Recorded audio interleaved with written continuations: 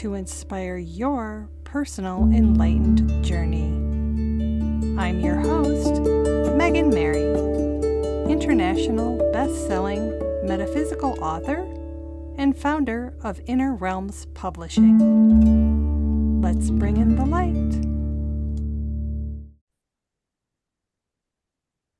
Welcome. Today we have Sarah Starr. She is the cosmic and spiritual voice, an intuitive educator, speaker, and channel devoted to awakening humanity through astrology, starseed wisdom, and galactic remembrance. She bridges celestial insight with grounded spiritual truth, offering a multidimensional perspective on ascension, disclosure, and the evolution of human consciousness.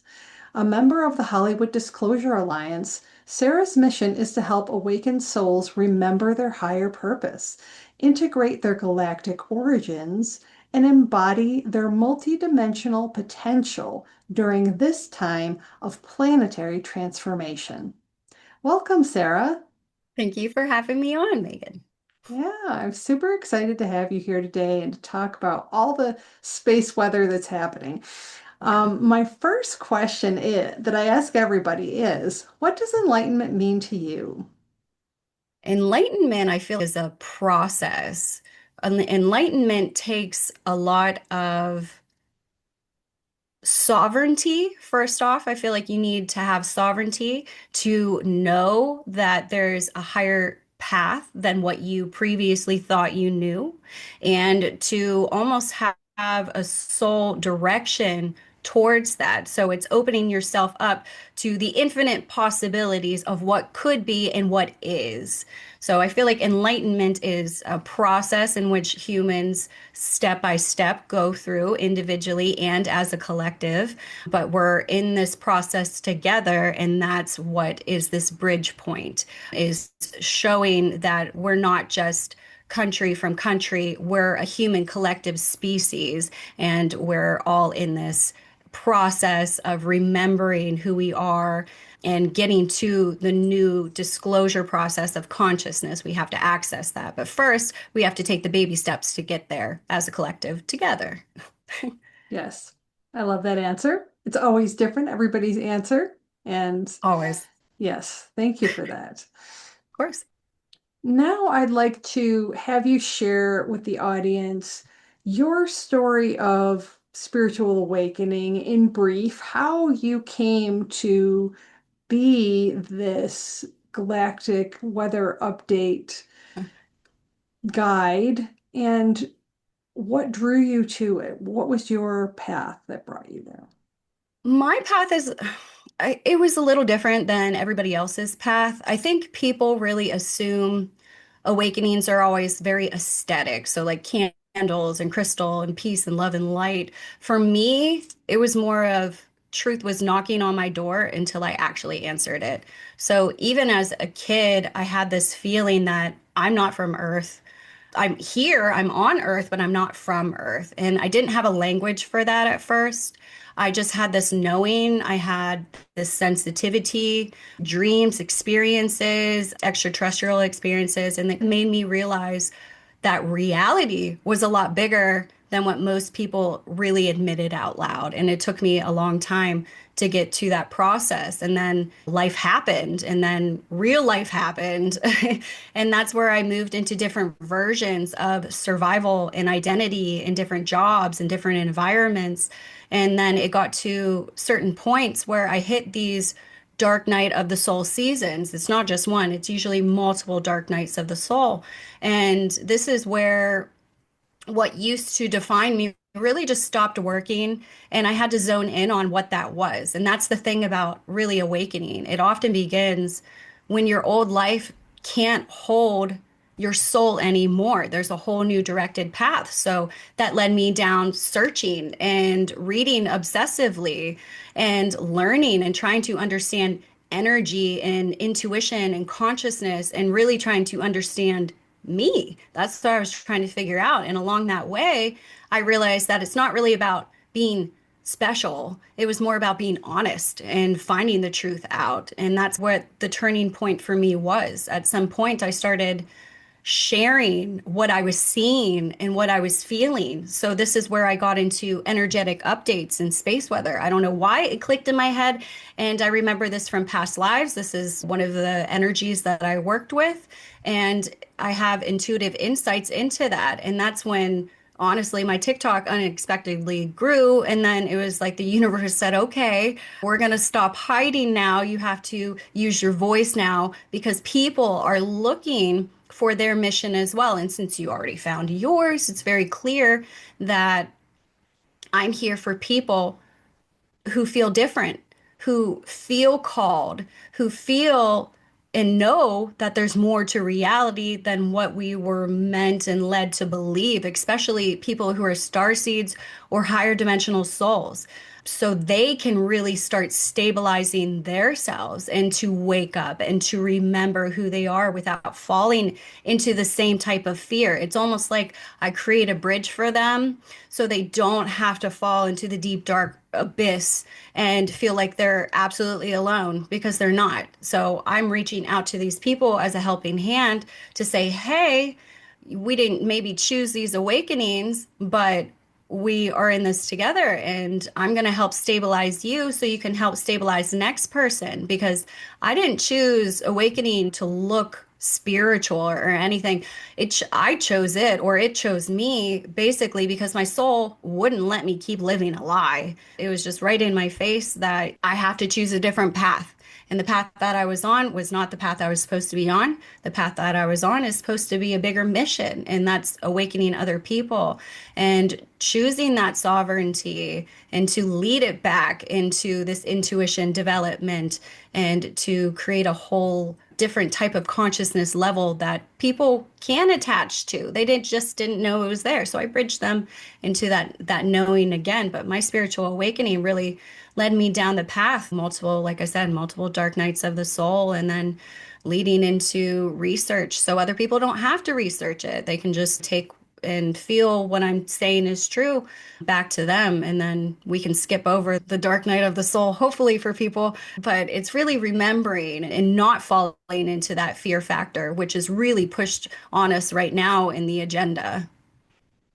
Yes, so many of us do go through those dark nights of the soul, and I don't know if we can avoid it, but what we can do is provide that light at the end of the tunnel because Exactly. it's really one of the beautiful things about technology when there's so many downsides, right?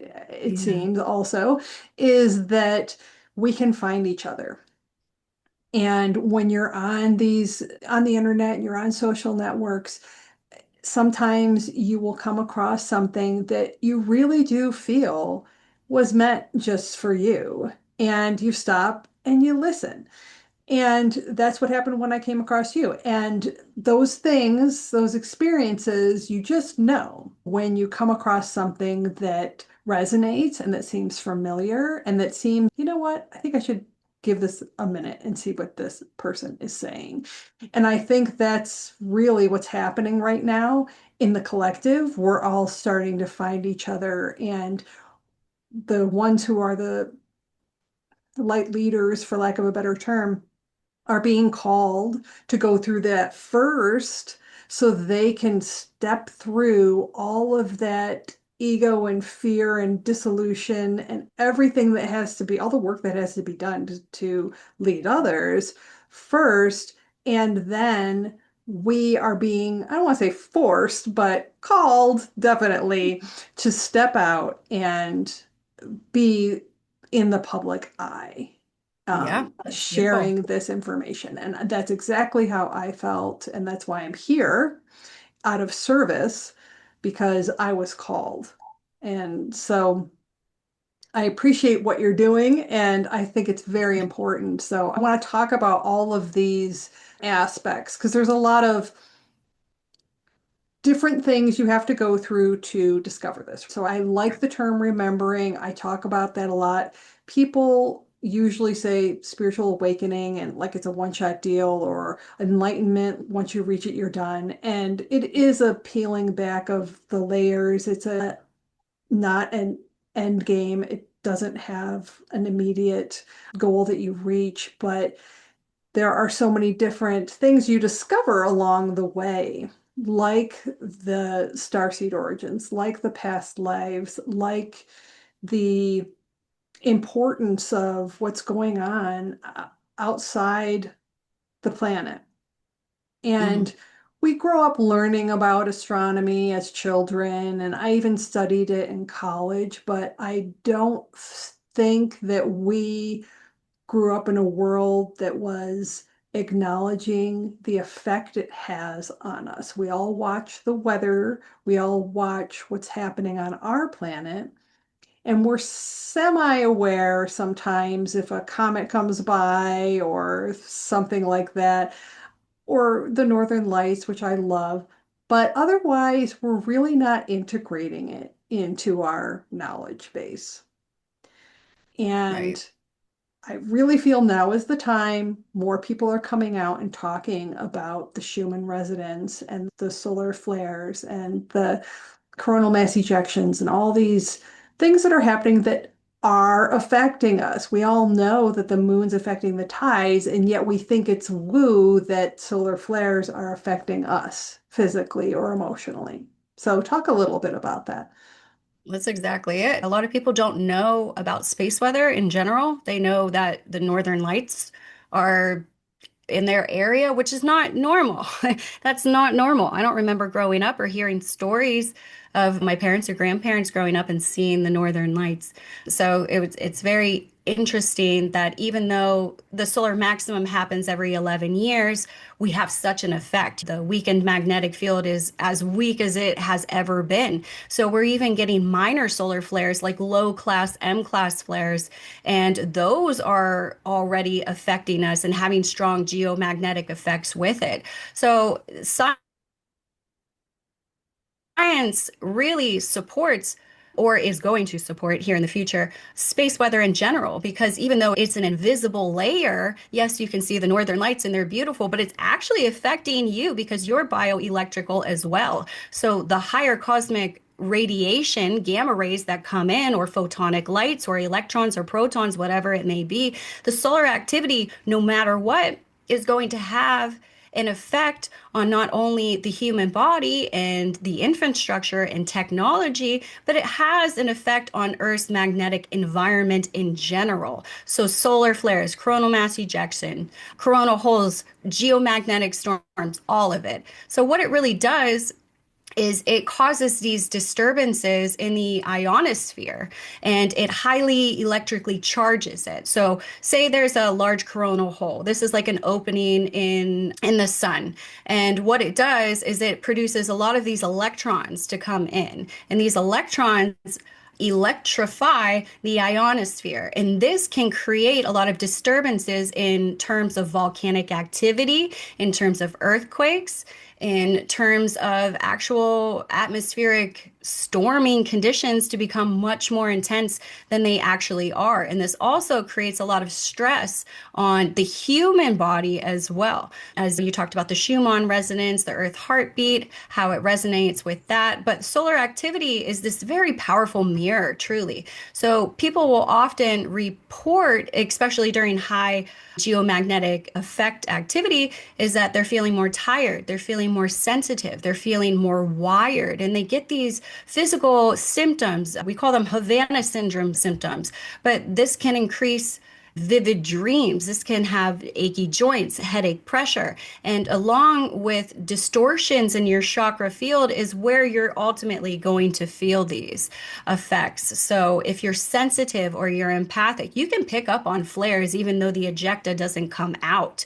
But when the ejecta comes out, multiple things come with it, and it is really heavy on your system and your body. And it also really disrupts a lot of your sleep patterns and it will deplete your energy. Think about it, higher gamma rays that come in, that's too much high energy on your body. So your body almost goes into a shock factor, literally. Your nervous system senses this invisible field and your body shuts down. And so the way or the protocols that I say to get rid of this is to hydrate and to use a higher pH mineral balance of water, something that's going to actually hydrate you and actually ground you. Some type of structured water would be good. Sleep protection during high geomagnetic activity. So earlier nights, less doom scrolling, stay away from electronic devices that will also deplete your system. And then just gentle movement kind of discharges that energy. If you're moving it about, that's one way that you can actually disperse it from your aura field. And then, of course, if some of this gets a little too heavy, you start to get into this overthinking pattern and that can deplete you. So really suggest journaling and trying to figure out what truth is coming to the surface, because in order for you to incorporate more higher photonic light, something has to come out. Your system can't integrate all of this without that darkness coming out. So we're in a polarity situation right now, as well as balancing everything.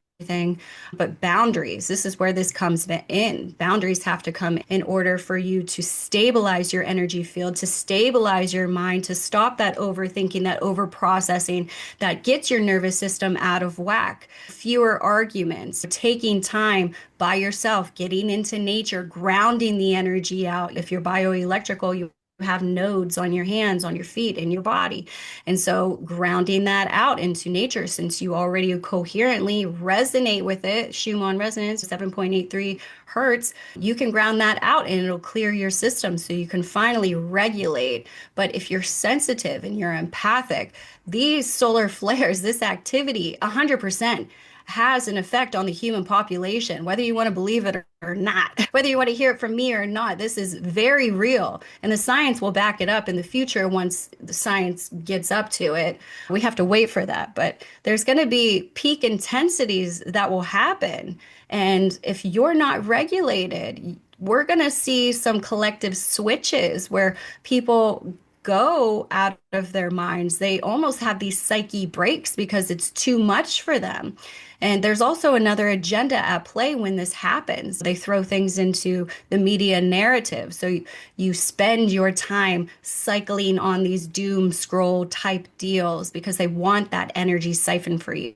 They want that darkness to come out. And sometimes that comes with impulsive activity because your brain can't keep up with it. The actions just come out and it's not a good thing. So really going through the protocols of integrating the space weather when it does come in will really help the collective in the long run, because we know we're on two timeline sets. And if we can regulate it and find balance, then we can create a consciousness balance between the whole collective, since we're all literally linked together. If that does that make sense? Yes, and that really explains right there why pay attention to it. Yes, you have to. And Absolutely. it also underscores we are bioelectrical. Let's Yep. just say that again, because Bioelectric. we know that how do we fix heart arrhythmias? We go to a cardiac electrophysiologist. We go to a specialist who is working with the electrical nature of our heart. So we know in medicine, we know that we are electrical, but we're not really believing that on a daily basis. And we're not Right. understanding how much that electricity around us and coming from the atmosphere and coming from space is affecting us. And there's more, right? There's even There more is. to it. That the first level is acknowledging that we're bioelectrical, acknowledging that there's more to reality, acknowledging we should pay attention to this because why? Because it is ushering in a new earth for us. And so let's talk about our role in integrating the information and the light codes and everything that is coming our way. Yeah, that's the best thing is that we do have to integrate these. Honestly, whether you like it or not, there's an integration process that happens, whether you're conscious of it or not. Let's hope that you are and you pick up on these things. Let's say you're part of the first wave or the second wave that's waking up and you know about these effects. So, one thing to do to integrate this is honestly to start doing the inner work because it starts with you. It doesn't start with your neighbor. It starts with you. It's almost when you're on an airplane and you have to put the mask on yourself before anybody else. You have to regulate yourself, integrate yourself. And sometimes that's hard. You have to acknowledge the dark things that maybe you buried a long time ago and you never wanted it to ever come back out, but it's coming back out. And your body is noticing that. Your nervous system is noticing that. Your brain can't switch that off. So the only way to go through this is to integrate it, and sometimes we have to confront those things. And it does take practice and it does take boundaries, but it takes a gentle approach as well. You have to be gentle with yourself. If you're having harsh criticism towards yourself and you have these doubts and belief systems that really incorporated into your whole life and you just wholeheartedly believe these things, these are almost illusions in a way. It's your body that's reacting and saying you're not enough, but that's not the truth at all. What it's saying is that you're no longer regulating with the soul contract that you had in the past. What you need now is safety and structure to get you into the next chapter because there's this heaviness when you close a chapter. You feel like this heaviness that just weighs on you. And then that's the initiation that you're going to start going into something new. But you have to choose that sovereignty path and you have to say, I no longer want that. And once you make that decision, your nervous system will start finding that safety back within this home. But like I said, it goes with boundaries and small routines to get your nervous system feeling safe again. Journaling is really a part of the process, shadow work going into that. You have to nourish your inner child as well, because I feel like the majority of humans have childhood trauma, and that's initiating and coming out now. So we have to acknowledge that child and nourish that child and be gentle with that child. And we have to step into that new chapter. And once we step into that new chapter, pretty much all of your psychic abilities are going to start coming back online. And you're going to start noticing that joy that you once had. You're going to have a lighter feeling. Your nervous system is going to feel safe at home. And we have to do that one person at a time. And the integration is a very real process. I'm sure you know this. Yes, and I'm glad you brought up journaling again because I did want to touch on that, of course, because for me, journaling and paying attention to your dreams and Yes. keeping a dream journal is a huge part of that. When I had my remembering and I was called to go out into the world and remind everybody about dream work, it was almost non-negotiable, and I couldn't do it fast enough. I felt so compelled to share that message and to help people remember how to do that as part of their spiritual journey because it is such a powerful tool. And it really does allow us to do that inner work, to peel back the subconscious, to release those limiting beliefs, to heal our inner child, to receive wisdom from the universe, to communicate with other spirits and other aspects of ourselves in other dimensions. I really believe the dream space, it's a small word to call it the dream world or the dream space, but whatever that is, which may in the future be called something different, it is extremely valuable in this process and ascension that we're going through. And Yeah. so I couldn't agree more with the importance of journaling. I agree. I think it's one thing that almost people want to bypass because they don't want to dive into it. It hurts and it's embarrassing, and that's okay. Nobody has to know about it. You keep it to yourself, that's fine. But if one way to get that out is to write it down, you literally will extract it from your mind, put it on a piece of paper, burn it, throw it in the river. I don't care what you do with it. So yeah, journaling 100%. It's You have to do it. It's just a Yes. part, you have to. Yes. Now let's talk a little bit about galactic origins and star seeds. Yeah. I've had this topic a few times on the show already, so it may not be new to some of the listeners, but for those who are like, what is that? And they just landed on this episode, let's talk about planetary origins. Planetary origins is, I mean, it's just a fact. You're not from Earth, but you came here. You came. And what happens is that whenever you reincarnate into a planet, especially this one's a little bit different than the other planets, this one has lessons that you have to learn, and then you can graduate out of this planet and go into higher dimensions, which is the whole purpose of creation in general. But what your starseed origins are, and not everybody is this starseed kind of messenger, reformer, healer, outsider kind of person. Some people have been stuck in the reincarnation process here on Earth for a long time. So they have these earthly roots here and they get stuck in the ego and the material possessions that Earth has and all that fun stuff. But when you think outside of it and who you truly are, that comes into play into your cosmic blueprint and what your karma is here and how you deal with things and your soul history and like your lineages and your job. It all has everything to do with who you are as a person now. Because say you have ties to Andromeda, not the constellation, the galaxy. Say you were an Andromeda timeline healer. They work with energies over there. So what they do is they have these cosmic webs that go into different galaxy sectors, they go into different planets, and they play with different timelines. They give you options.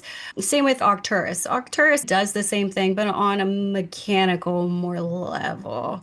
They do data codes, if that makes sense. They send in codes through the sun, so like data packets. Noticing and understanding what your jobs were prior and to who you are and the calmness, or maybe even the patterns that you had in the past. Say you were from Sirius or the Pleiades star system after the fall during the Orion Wars. You were plagued, I wouldn't say plagued, but you were topped with the job of helping all of these other refugee civilizations that their planets blew up, millions of their species passed away, and you're all of a sudden tasked with creating this sense of security and home for all of these people. You almost took on so much emotional overbalance. You were just so overwhelmed. And a lot of people fled the systems, even in Sirius and the Pleiades star systems, because it was so overwhelming. Perhaps you carried that into this earthly origin where you felt like you had to overhelp everybody. But that also is showing you that in this life, you're supposed to be helping yourself. You're not supposed to be helping everybody else. This is emotional overwhelm. This is you're taking on too much authority. And in this life, perhaps you're not supposed to be doing that. So perhaps you're supposed to be regulating your own system and taking care of yourself. You're not supposed to be ashamed or hiding that you think that perhaps this was like my last session.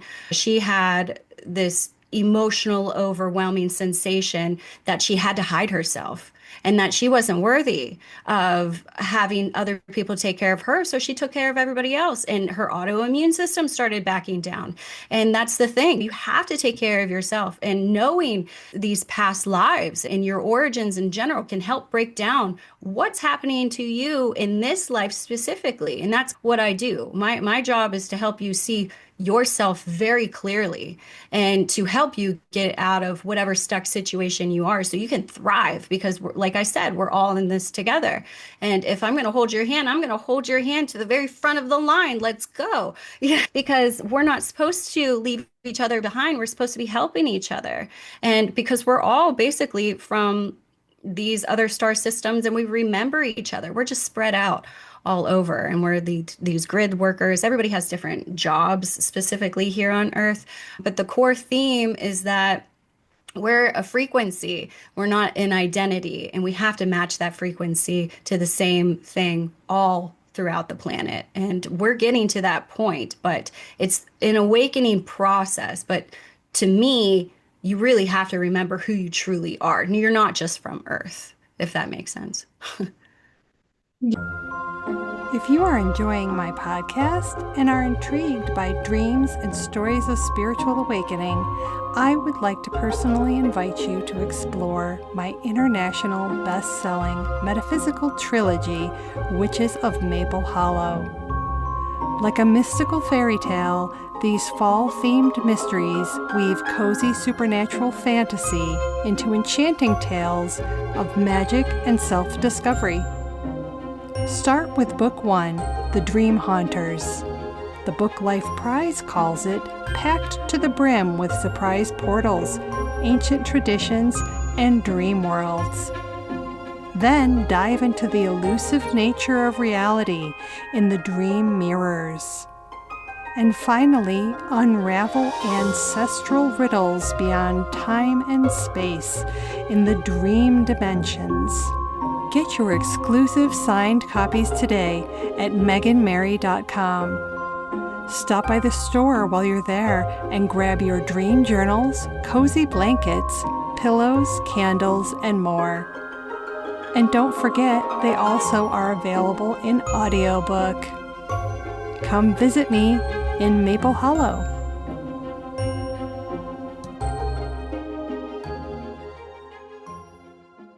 Yes, and what you were saying about your previous session, 100%. And this is my experience with my dream work when I was going through my, let's just say, coming out stage as a spiritual leader, as a metaphysical guide. I was having just dream after dream about hiding myself, trying to pull the curtains over the window, trying to lock the door, trying to shut the door, and of course, all those things would never work. And by doing that dream work, I was able to see how much I was hiding and how much I needed to address that. And by healing that aspect, by transforming that, by doing that work, I was able to come on video. I was able to start my podcast. I was able to listen to my voice. I was able to be on social. All these things that as an introvert, I was terrified of doing. I was not going to do them. And it's funny, the people that are called to do those very public things are not always people that feel completely comfortable in the spotlight. That's true. But that was the work that I had to do. And it was dreams that showed me that was what I needed to do. Yeah, dreams are one of the clearest ways, honestly, to your subconscious. And that's how your spirit communicates because you rationalize your mind whenever it's a lot quieter. So I feel like listening to your body as well, because your body is an instrument. I feel like it lands either as a very tight or it softens. And that can be a repeated pattern for people, but you have to be in a quiet knowing to fully feel these things, to stay in the present. Don't stay in the past. Don't go in the future. You have to stay in the present. Feel it out. What do you feel? Let's talk about disclosure also, because we are astrologically and just metaphysically in this period right now where a lot of things are going to start being revealed. And because there are also super advances in technology happening at the same time, it creates a situation where society is like, yeah, but any video can be faked. We don't believe the news now. Yeah, and it's creating more doubt and more confusion because we used to believe what was publicized and now we know we can't. And that information is coming from so many different sources, we don't know what to believe. And that's really where that discernment comes in. But talk a little bit about, I know that there are astrological connections with the disclosure, particularly this year. That's true. 2026 is definitely is a threshold year. You're absolutely hitting the nail on the head when you talk about different integrated models that are coming out, specifically, obviously, AI, different models, and discernment is 100% a superpower. This is a psychic ability. I think that people don't even think is a psychic ability, but discernment is a psychic ability, and it is going to be needed this year more than any time ever because we just broke open that threshold. And like I said, there's two different timelines, there's agendas at play, and don't think that they don't know about the astrology coming up because they know exactly. They've known for a long time. So it's really about having this discernment over the dopamine. You know what I mean? So not every intense feeling is going to be this message. Sometimes that's actually stress. And yet again, pointing into your body, is this tightening me? Is this actually causing my nervous system harm, or am I softening in knowing this? And then just practicing with that. But we have some really, I'm looking at it now, we have some really big astrology activations that are coming in. Big pillars that we already had. We had Neptune, it entered into Aries January 26th. This was really shifting the collective from that long term Pisces fog. Pisces, yeah, it was very fog, into a very more direct path.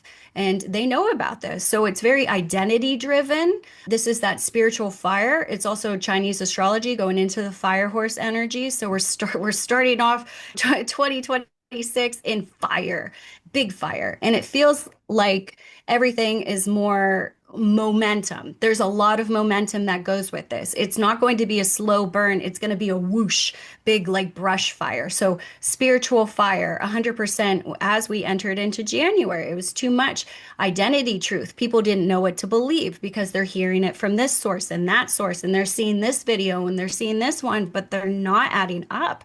Discernment comes into play here, and that requires people to have courage to either look into these things or take a pause and then find somebody who they recognize as a truth platform for them, almost like a stable foundation. And I think people are taking the media that they used to watch and they're finding something new that actually resonates because they're tapping into psychic abilities, whether they know it or not. And they're using that discernment and that connection to find those people that they feel a connection to. So it's really like where they have been avoiding this action because it's just easier to stay confused. Are they going to do that? Or are they going to step into something with a little bit more courage? That's when we get into the big energy. February, absolutely huge, probably the biggest deal in 2026, 100%. Because here we go. February the 13th, we're going to have Saturn is going to go into Aries.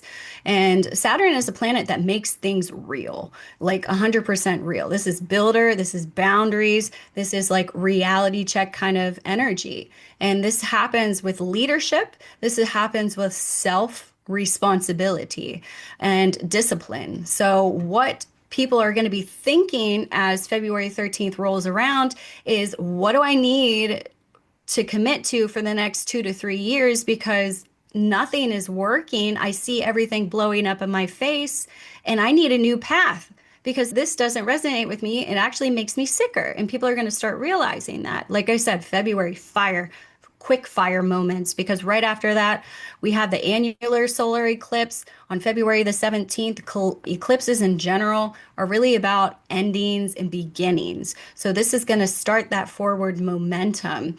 And this is going to be a course correction that humanity cannot ignore. Like I said, it's going to be a global thing. It's not just going to be a one thing and done. But the big thing that happens is right after. And this is February the 20th. This is the biggest astrological date, I would say, in 2026 because we have Saturn. It's going to be conjunct Neptune in Aries at 0 degrees. 0 degrees is like the ignition point. So think of fire on fire. Like it's just going to burn. And this is where I really feel like idealism is going to be met with structure and it's going to be met with your dreams are going to meet that discipline that it really needed. It needs that structure to build these new things. And spiritual truth is going to be tested a lot into what your reality is actually presenting. And people are going to have these illusions collapse. Their identity is going to collapse. And this is where the destiny is really just going to get a lot more practical because they want to build what they believe is possible. They see that the world is burning to the ground and they want no part of that. So what can we build that's going to be sustainable for everybody? Because the human race is a creative, loving type of race. The illusion's going to crumble. The veil is going to be lifted around February the 20th.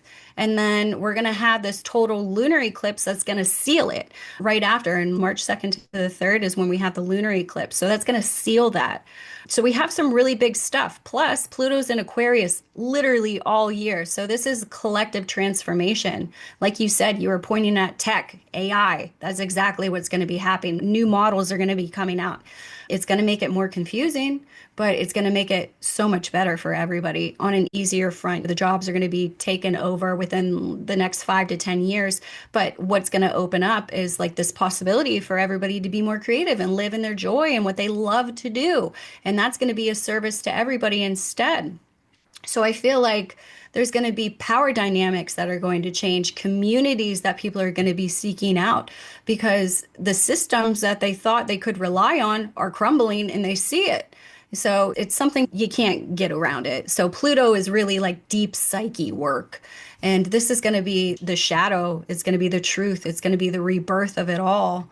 But as we go more into 2026, we have, like I said, we have some lull periods there. And I feel like the solar weather is going to be more intense during those lull periods. It seems to be a pattern. The next kind of big deal we have after that lunar eclipse closes off in March is during, I think it's like April 25th, 26th. This is whenever we have Uranus is going to be entering into Gemini. This is really big because it shifts a major communication issue. Like I said, where you get your information, where you get your media. This is going to be nervous system stimulation. They're trying to find a safe place that they can replace it with because the news that they're getting isn't reporting on the news that they actually want. The stories that they're getting, they're noticing that they're untruthful. And this is going to be how we learn and connect to each other. So I feel like during this April Uranus Gemini shift, this is going to be a bridge work for people to start moving into more of that spiritual aspect. And then if we go further, it does taper off, but I will say July, something significant is going to happen in July. I don't know exactly what is going to be, but July is going to be big. There's an 1,000 year cycle that's going to be ending, but right prior to that, Jupiter is going to be entering into Cancer. This is June 30th. So right before like this 4th of July, whatever is happening on the 4th of July, I don't really know. I'll tell you when I get closer, I'll feel it. And then this is like where when Jupiter enters into Cancer, growth for your emotional security happens. This is where family starts healing, friendships start healing. This is where the home aspect starts coming to a certain point where there's going to be sometimes there's going to be overgiving, I feel. Yet again, there's going to be family balance dynamics within the home, especially when you get into the heavier topics that are coming out into the media right now. People are going to start butting heads. But I also see that this is going to be a healing moment for people to get on the same page, or it's going to be a disconnect.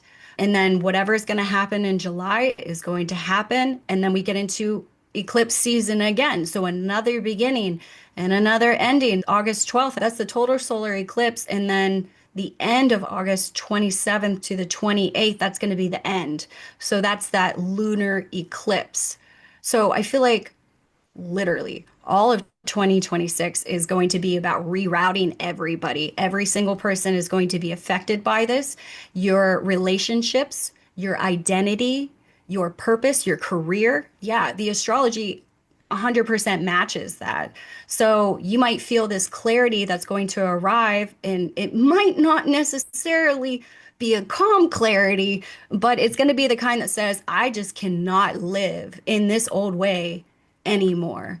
And that's what I'm feeling for 2026. I want everybody to be aware that these situations are happening, and this is what you're going to see on the media screen agenda versus this is how you should navigate it. So I want to give people a clear path on which way to choose because they're both going to be there, but we don't want you to run away with your emotions and then your safety because when your mind goes into those deep, dark rabbit holes. Sometimes it's hard to get out of those. So we need to bring it together as a community, which people are going to be searching for here. And I feel like you have a good community, a safe community that people can talk to each other about and build relationships and build that identity back up. We need a safe haven, and we're just going to have to build it together. I feel like that's the calm correlation between it all. Yes, I completely agree. And I'm privileged and honored to be part of that, Yeah, to having been called to do that. It's an important role, and we all have to play our role, and we all have to become aware of what's happening and do the work so that we can all help in what's going to happen. So, thank you yeah, for all of that information. I'm really excited to share it out. And of for course. people who want to follow you and find out more about what you offer, where can they find you? You can go to my website at sarahstarofficial.com or any of the links in my social media bios. I do natal chart readings so you can understand your timing, your purpose, those patterns. I do starseed origin readings where you can dive into your dimensional origins, your primary origins, secondary lineages, that soul history, that karma, your mission, what your mission here is on Earth. I also do Akashic record readings, higher consciousness sessions, so you can figure out, access that guidance for yourself and what the clear next steps are. Basically, come find me online because we're not doing this new Earth thing alone. We have to do it Yes, together. That's the mission. yes, agreed. I will share all of your links in the show notes. And thank you so much for being here today, Sarah, and sharing your journey and the work that you're doing out in the world. Oh, thank you. I appreciate it. Thank you for listening. Did you enjoy this episode? Be sure to subscribe to make sure you never miss an episode. Head over to my YouTube channel and hit that subscribe button as well to be part of my growing community. Are you ready to take the next step in your spiritual journey? Don't miss out on the new Dream Empowerment programs. Unique opportunities for you to unlock your inner wisdom, discover your authenticity, align with your higher self, and bring abundance into your life. If you'd like your dream or awakening story featured on my show, submit it today. Your dreams have the power to inspire and enlighten other women on their journey. Visit meganmary.com to find out more.